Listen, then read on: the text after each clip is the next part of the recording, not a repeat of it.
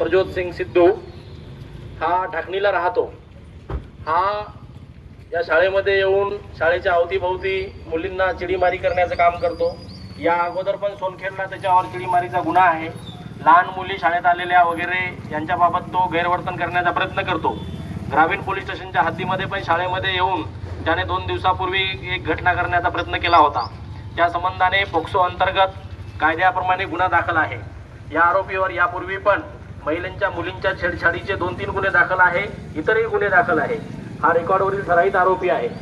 या आरोपीने जी घटना केलेली होती त्याबद्दल पोलीस स्टेशन नांदेड ग्रामीण येथे गुन्हा दाखल करण्यात आलेला आहे। यापूर्वी पण इतर कोणासोबत त्याने गैरवर्तन केलेले असेल असं जर कोणाला कळत असेल किंवा याचा चेहरा बघून जर कोणी वाटत असेल की हा आहे, तर याबाबत तुम्ही ग्रामीण पोलीस स्टेशनला येऊन तक्रार देऊ शकता किंवा माहिती देऊ शकता।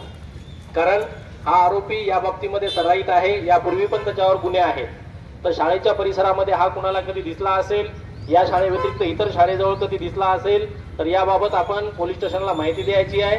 आणि कोणा मुलीसोबत काही प्रसंग झालेला असेल, छेडछाड झाली असेल, तर त्या परिसरामध्ये किंवा शाळेतून ट्युशनच्या परिसरामध्ये येता जाताना कुठल्याही मुलीला कुणीही छेडछाड करत असेल, तर त्याबाबत तात्काळ सदर मुलींनी कोणालाही न घाबरता 112 वर कॉल करायचा आहे। 112 महाराष्ट्र पोलीस यांची फ्री सुविधा आहे।